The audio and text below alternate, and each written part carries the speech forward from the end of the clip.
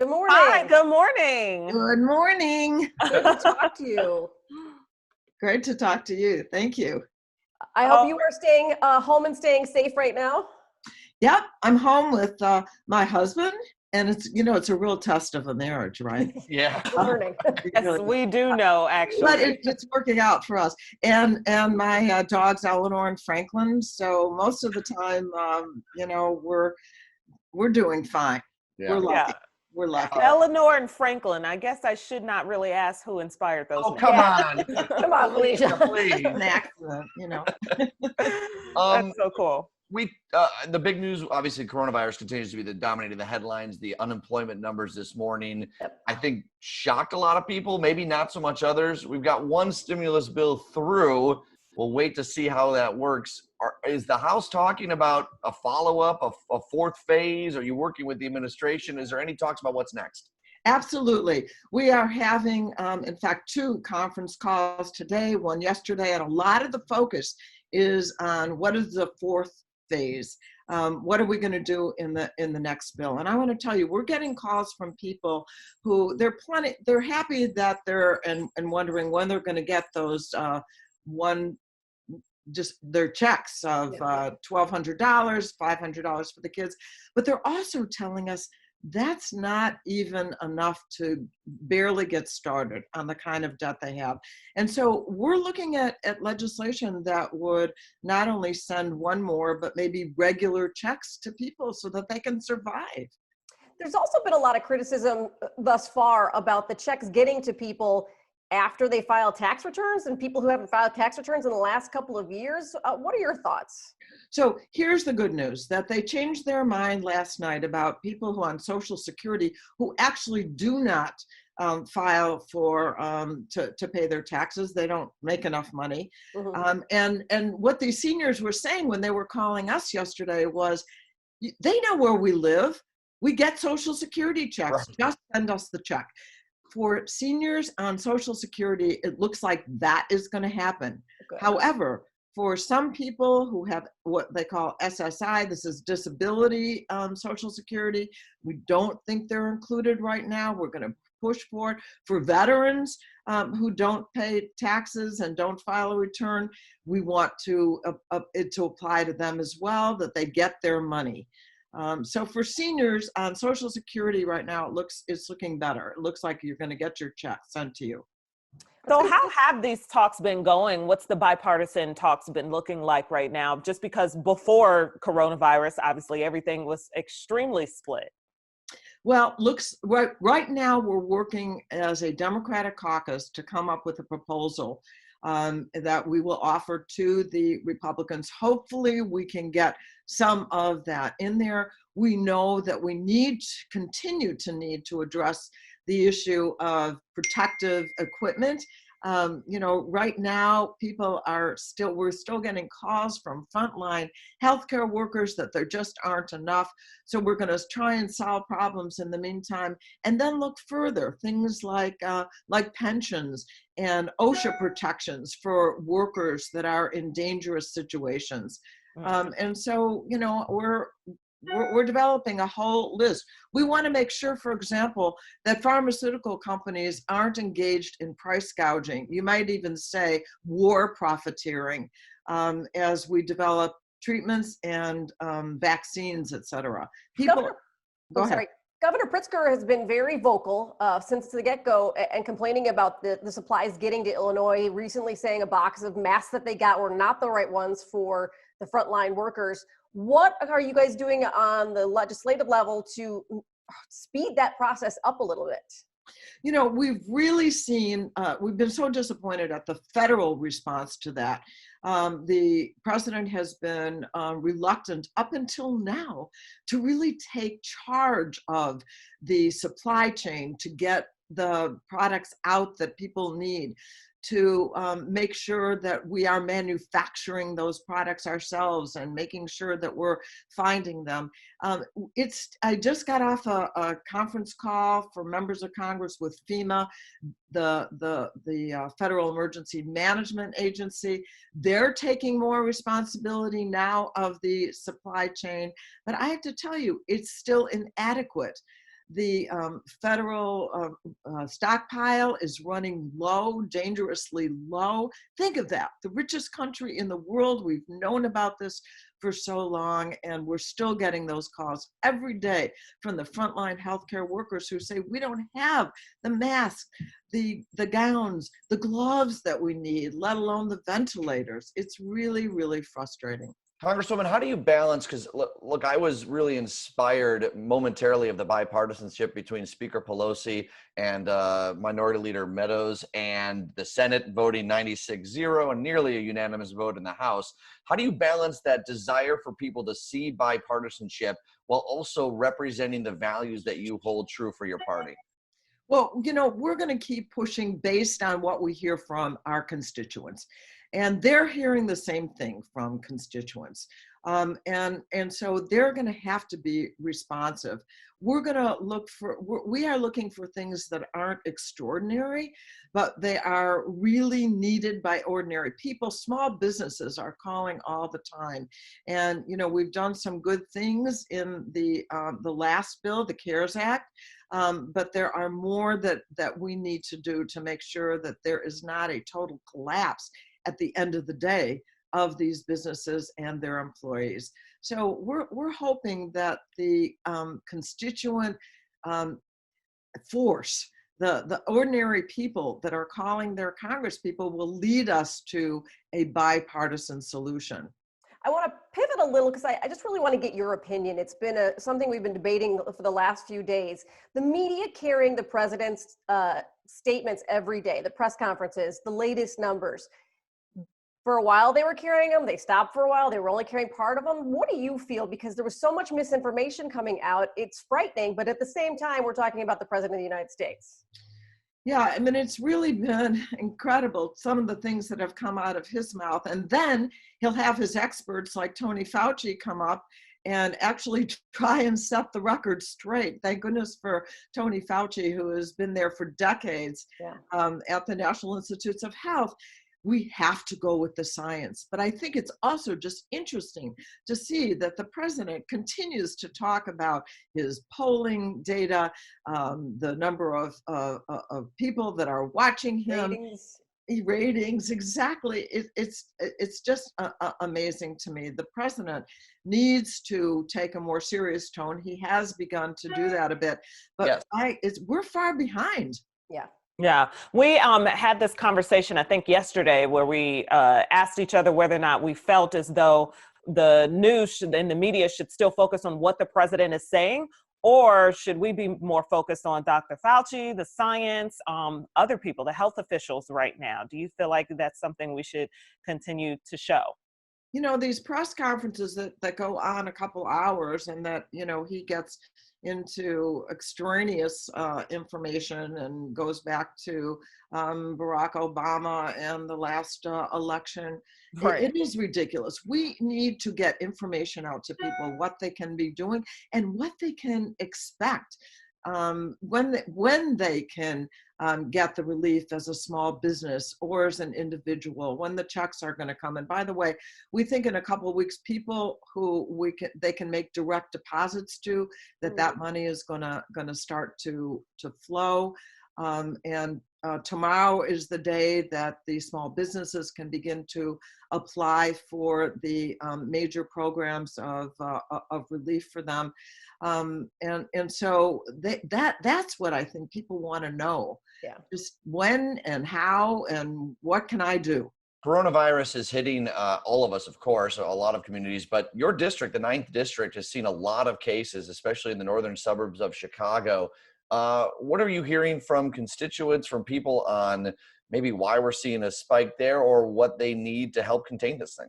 So I've called every mayor now within my district. In addition to part of Chicago, I've got a lot of the northern and northwestern suburbs. And it's very interesting that the more affluent the suburb, the more cases they are likely to have. Yep. We think it's because those are people who are more mobile, who travel for business or for pleasure, have been all over the world, and have had more they've been more exposed. So it's really been skewed toward the wealthier suburbs in terms of the problem. Yeah, I mean, obviously I know we don't know 100%, but I was also thinking access to healthcare and access to testing. I wonder if that's skewed as well. Well, we know that the North Shore system has done about a third of all the tests, at least as of last week, that are given. So it may be skewed that way, that the people that are actually getting in line and getting the testing. But if we make money the issue in terms of who is going to get the access to the healthcare and who is going to be able to afford the treatments and the vaccines, shame on us. We have to make sure that it's available to everyone. What do we even do about, talking about people who have access? A lot of people are not riding public transportation these days. So if they are getting sick and need to get a test, how do they even get to testing facilities? Well, obviously transportation is a big issue, and that affects more low income communities. And the other thing is, people, I think, there may be people who are just reluctant to go and get the test because they want to go to work if they're able to go to work because they need the money. And that's why the support is so important. That's why we have to end evictions so that people don't have to worry about actually being out on the street. We have to make sure that there is some forbearance when it comes to the payment of rents and mortgage payments. We don't want to exacerbate the problem by putting people in a crisis situation. Congresswoman, I got to ask, it may seem like a logistical thing, but it could become an issue in the coming weeks. Are you guys going to be able to vote remotely at any point? I know that's not in the rules now, but a lot of representatives, we don't want you huddled together in mass, obviously, to keep that social distancing. You had to use the galley earlier. What's the headway on that? Well, we tried to get into this last bill, universal vote by mail. And, there are a number of states that do that already, and it's perfectly easy to do. We have, you can vote by mail here in Illinois. It should be in every state. And we want to make voting easier so people don't have to go out, don't have to gather in clusters. And who knows what's going to be happening by November 3rd, but we still have primary elections that are coming up. Unfortunately, I have to tell you, the Republicans would not allow that in the bill. And we're going to continue to push in the next tranche, in the fourth bill that we do, to have universal vote by mail. We're calling this fourth bill not just relief, but recovery. We want to fill the gaps, including voting in this next bill. What about you guys voting yourselves? Oh, you're talking about us. Well, you answered my next question, which was great. So now we can go back to the other one. Yeah, remote voting. A number of members want to do that. First of all, we would have to go back to Washington to vote, to allow ourselves to vote remotely. Right. I personally am not really, if the people at the jewel store in my neighborhood who are standing there and, loading my groceries and taking my money and filling the shelves, if they can go to work, I think that we ought to be able to, take whatever precautions we need, but to go to work. But we are going to be considering, that's one of the proposals on the table, creating an option for remote voting by members of Congress. I mean, it just seems like it should be here in 2020 for constituents and for our leaders. It just seems like the next right step to take. Let's talk about Census. That was in the news cycle and something that the government was pushing us to take care of before all of coronavirus just exploded in our lives. Where is that at? Is that effort? I mean, I know that effort is still being pursued. However, is that information still being gathered? I mean, what's the status Absolutely. of that? And yesterday was called Census Day. Anybody in your home or apartment that's with you starting yesterday has to be counted. I think what's really important too is people know that means everyone. It means people who are citizens of the United States and those who are not. Those who are legal residents, green card holders, or undocumented people. We count every person. We count the newborn babies and everyone over 100, no matter what. You are counted. So that continues. And people should have gotten the form in the mail. If not, they can get a form. We can provide that information.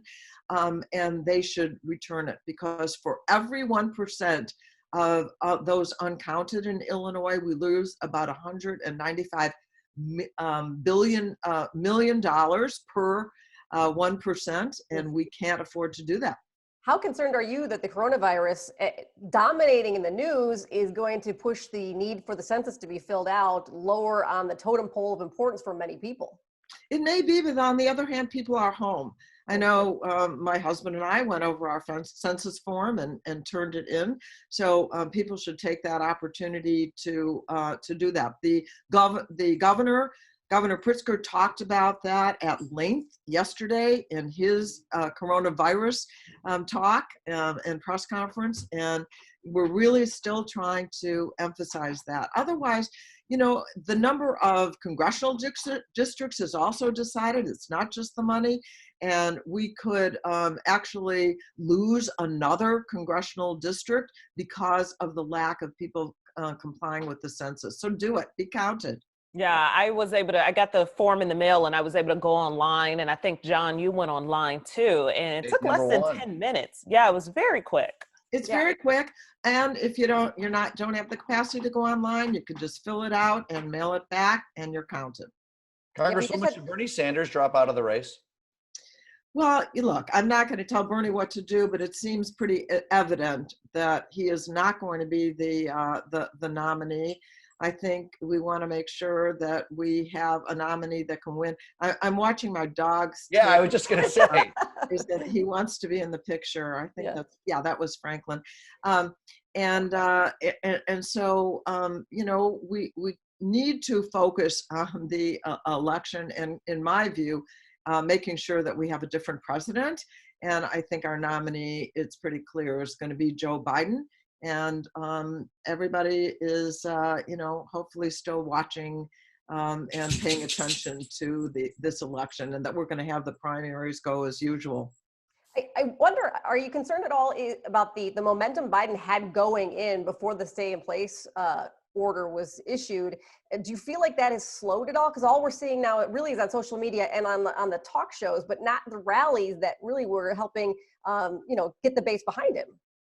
You know, I think what people are looking for is a sense of security, of someone being in charge. Mm-hmm. The more they see that this president has been fumbling, and, you know, the Boston Globe just said that this president, in their editorial, has blood on his hands. Nancy Pelosi has said that the president's delaying has cost lives. We need somebody who takes responsibility instead of a president that said, oh no, that's not my responsibility. And so I actually think that the notion of a Joe Biden, a steady, experienced, ready person to be president has been enhanced by watching this president right now. All right. I talked about its inspiration of bipartisanship. I wonder if you could just like reveal behind the curtain about life in Congress. Obviously, you guys spar a lot on TV and in interviews. Do you have friends across the aisle that you still like to work with and be with? And I know that seems like a trivial thing, but I think it's important for us to know that our leaders know how to get along and get things done together. There's no question. I certainly do have not only friends across the aisle, but people that we've been able to work with. And so far, we have been able to do a budget, to pass 2 pieces of legislation, and hopefully we can go to a third. What the Democrats have been trying to watch out for is making sure it's not just the big corporations that have been benefiting from all the relief that's provided, but make sure that it starts with the people and bubbles up rather than trickling down from the wealthiest. But I think that the pressure now is so great on all members of Congress that everybody hopefully is looking for the solutions that's going to address the everyday problems that people are facing, the unemployment. You saw 6.6 million people filed for unemployment just this week. This is out of the ballpark. Before the coronavirus, the highest number was 700,000 in a week. And so hopefully there's enough of a feeling of urgency that we're going to be able soon to get another bill going in a bipartisan way. Hey, before we let you go, Congresswoman, I got to ask too, what's been your favorite shelter-in-place indulgence? You know, I want to tell you something. It has led me back to cooking. And that's not really an indulgence. I had a sign one time for a while in my kitchen that said, frankly, it said "screw home cooking." But right now, you know, we've been doing one big shopping and starting to cook at home, and there's some pleasures involved in that. Yes, it's not all bad, that's for sure. Yeah. Well, Congresswoman, we definitely have to say thank you for joining us. Right now, we have a lot of people on Facebook. So, of course, we want to shout out our viewers on Facebook, people who are writing in. Jessica Alcantar, Shay Shores, thank you. Jessica said, is taking the census survey mandatory for everyone in your household? No, you just need one person. Not mandatory, but so important. Please do it. Yeah. So for every person in that household, not just one for each household. But there is only one. Yeah. All right. Only one form needed. One form per house, but making sure everyone is accounted for. Right. Okay. Right. Thank you, guys. Thank you. Thank you so much for joining us. We really appreciate it. We know there is a lot going on in everyone's lives, and so folks can also follow you on social media, Instagram, Jan Schakowsky there, and also online as well, the website there on your screen. Congresswoman Schakowsky, thank you so much. Oh, it's been my pleasure. Anytime. Thank you. Great. Thank you. Oh, what time is dinner? Yeah, when are we going? Yeah, and it's salmon tonight. So that's my favorite. We all eat salmon. Okay. Thanks, Congresswoman. Thank you.